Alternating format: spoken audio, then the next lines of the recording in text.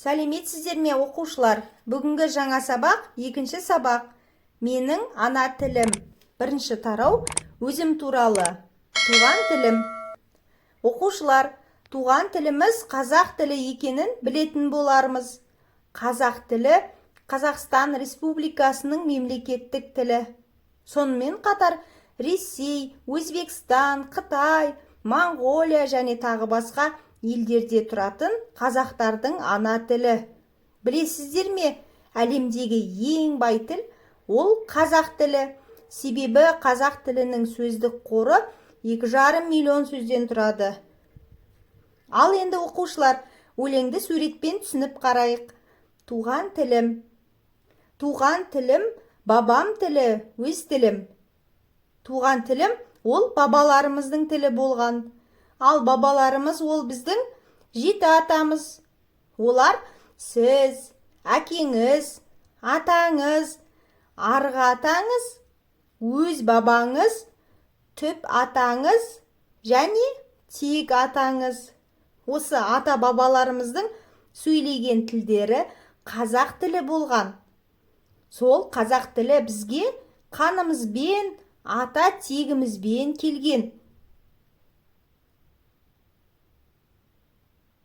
Туған тілім, анам тілі, өз тілім. Туған тілім ол анамыздың тілі. Себебі шыр етіп дүниеге келгенде ең бірінші анамыздың аялы сөздерін естиміз. Ана тілімізді бойымызға сіңіріп өсеміз. Туған тілім, далам тілі, өз тілім. Туған тілім, адам тілі, өз тілім. Туған тілім ол даламның тілі.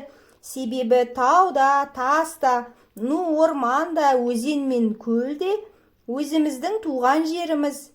Біз осы туған жерде ойнап күліп өсеміз.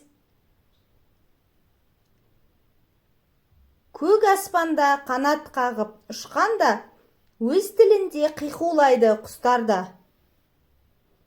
Тіпті көк аспанда қалықтап ұшқан құстардың өзі өз тілдерінде қиқулайды.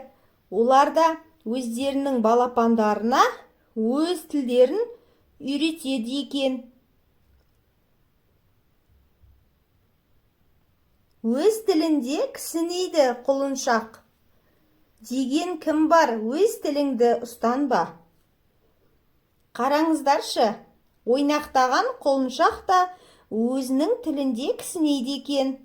Өз тіліңді ұстанба, өз тіліңмен сөйлеме деген кім бар? Әрине, ешкім де айтпайды. Оқушылар, туған тіліміз, ана тіліміз, қазақ тілі қанмен, ата тегімізбен дарыған тіл екенін ұқтық па? Ана тілімізді құрметтеу әрбіріміздің парызымыз. Өлең жолы түсінікті болды ма? Олай болса, суретті әдебиет каналына тіркеліп, достарымызды шақырайық.